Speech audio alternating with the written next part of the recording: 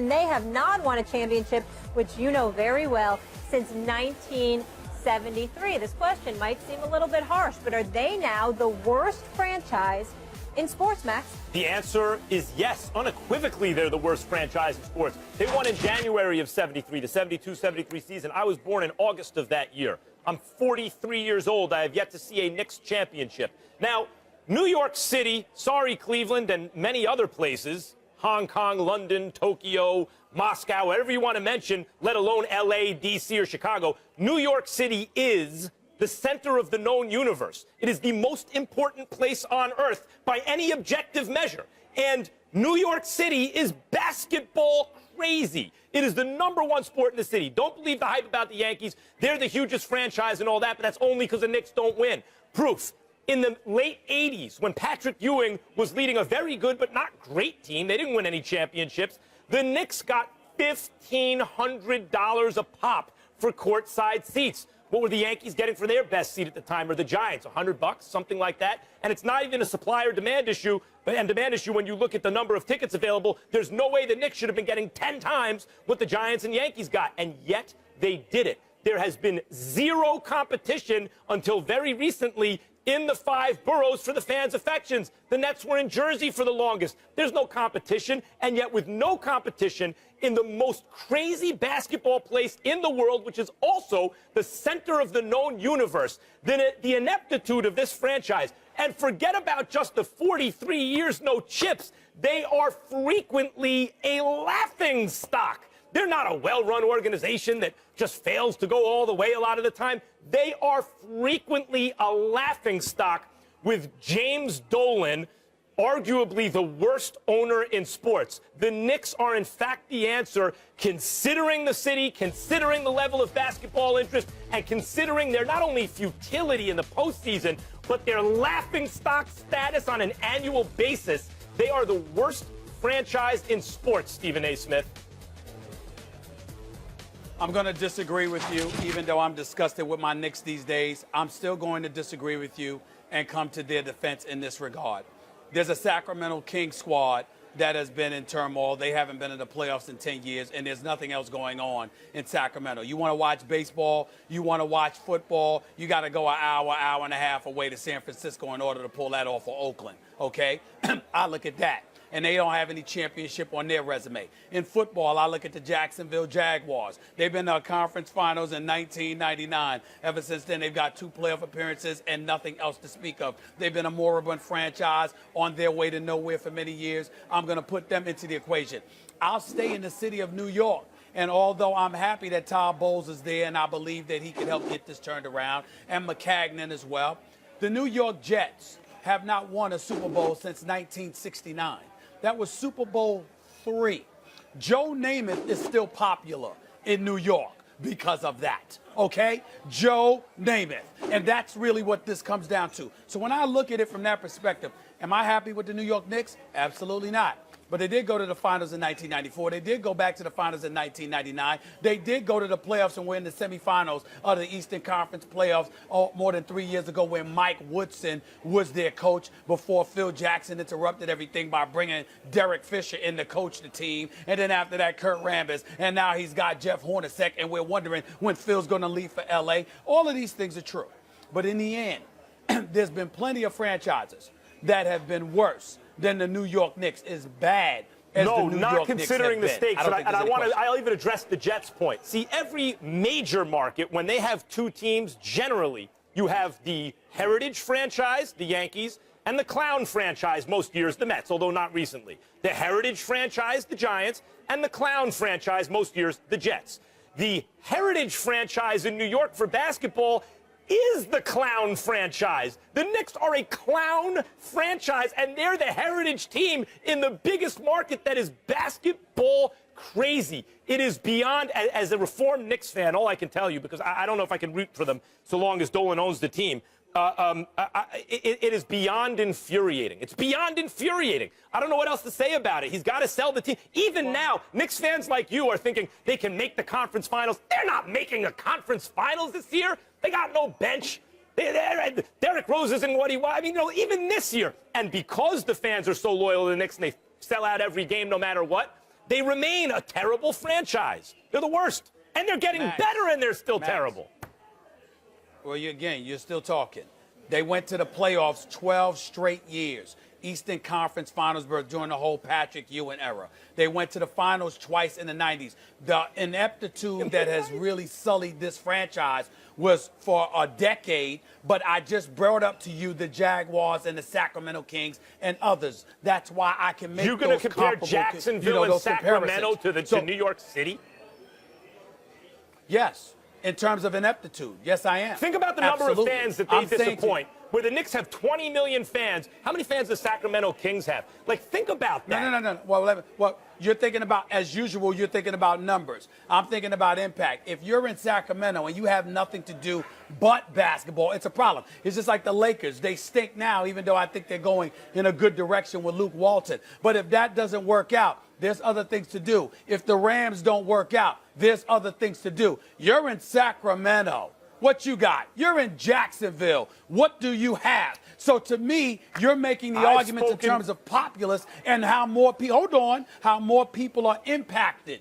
I'm saying to you, the fan base that you have, when you disappoint them, a legitimate argument could be that it resonates more profoundly with them because they have nowhere to turn, because they don't have a baseball team or they don't have a football team. 3 million fans, New York has everything. You're going to compare the sadness of 3 million fans to 20 million fans. Yeah, I get it. No, it's not comparable. It's not comparable at all. I said that distractions. I said that distractions. Legends. In other words, there's more to do. I've spoken to Knicks. You're living proof. That's why your argument doesn't make sense. Because you're living proof. You came from L.A. When things wasn't going on in L.A., what did you do? You found other things to do because you was chilling in the Southern Cali sunshine. That's what you were doing. But Sacramento, they don't have that option. Who tell me that the Knicks don't even bring them back. The Knicks is a franchise. Hey, we'd all be willing to come back. And think about that championship team. Think about the caliber of person that was on that championship team between Clyde Frazier and Willis Reed and Dave DeBusschere and Bill Bradley, who ran for president. And the Knicks don't even trade on their history or heritage or traditions. They don't ask for those guys' help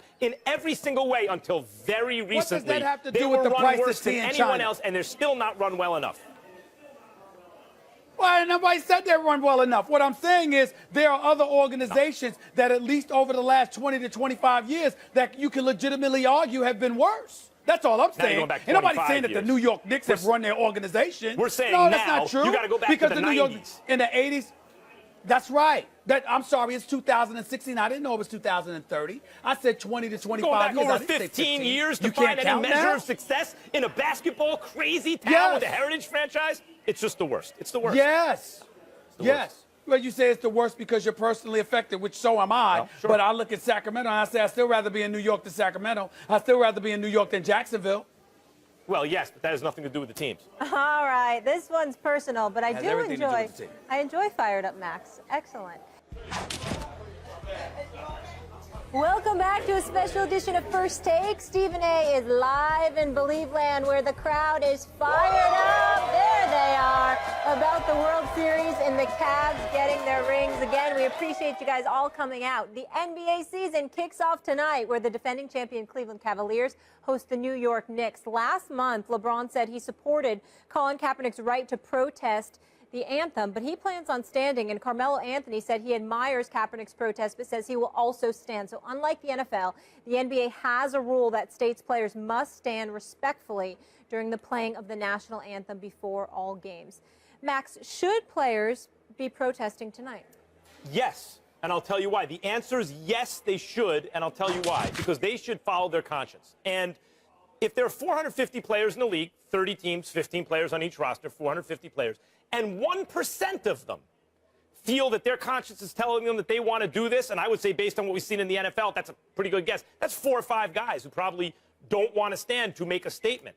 And if that's the case, especially we see this way this divides NFL locker rooms along racial lines, it's a youth issue, it's among African Americans especially, and this is a predominantly African American league, the NBA. If 4 or 5 guys at least conscience is telling them, that's 1% of the league, I shouldn't stand, then they shouldn't, especially because the commissioner, Adam Silver, has shown himself so far to be seemingly a socially conscious person who's encouraged protest on social issues. Whatever you think of whether it's right or wrong to stand, what it shows, whether it's immature or whether it's a responsible and courageous protest, whatever your feeling is, we know that many feel it's the right thing to do as a percentage of the population, even 1% in a large country. As I mentioned, that's 4 or 5 guys in the league.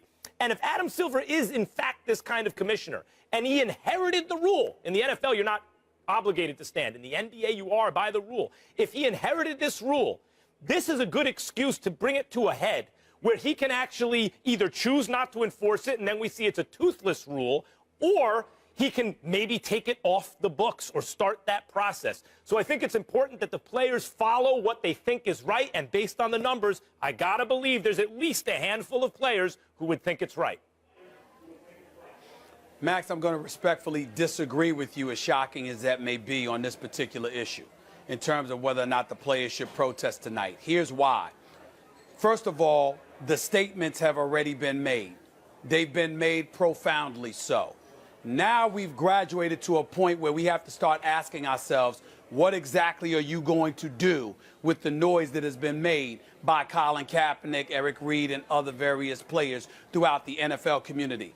In the NBA, yes, there is a rule that stipulates you must stand to honor the national anthem. Yes, Colin Kaepernick took his position because he wanted to bring attention to racial injustice and prejudices that have been taking place in our community. But there comes a point in time where simply raising your fist or getting on one knee, the point is made. Now what are you going to do about it? Because certainly we have the bodies, we have the resources, and enough people in our nation are conscientious enough to take this to another level. When Chris Paul, Dwayne Wade, Carmelo Anthony, LeBron James introed the ESPYs to bring attention to some of the things that have taken place. Yes, it wasn't a polarizing issue because the things that they said and what they were bringing attention to, nobody could disagree with it, whereas people could disagree with Colin Kaepernick. And as wrong as I think those people were to disagree with him, because Colin Kaepernick did specifically point out that in no way was he pointing his finger at our military servicemen and women who honorably represent our nation and serve and protect us. The fact of the matter is there are a plethora of people within the United States of America that have adopted that position.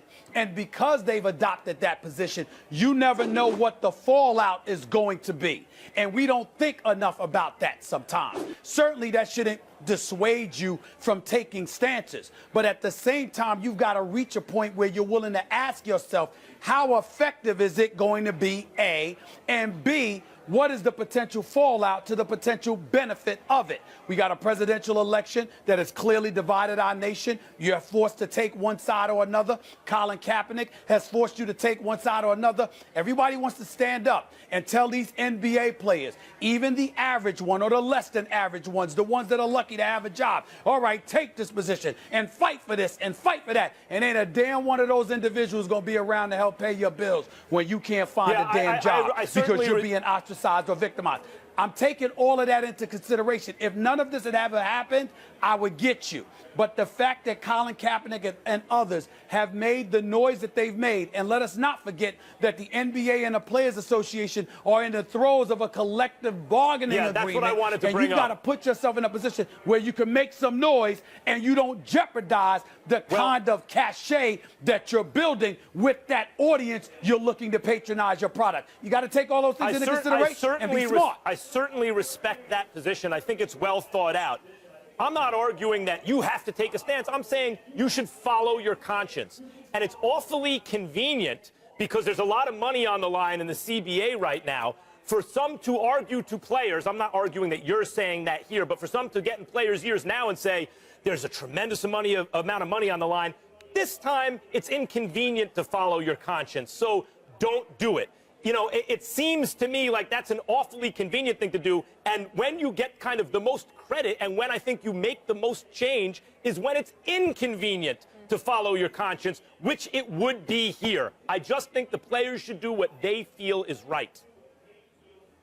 Yeah, but sometimes what you think is right is detrimental to you and detrimental to the overall agenda. If this hadn't happened, that's one thing. But when the noise has already been made, chances are you're going to create more cynicism and bring more vitriol your way.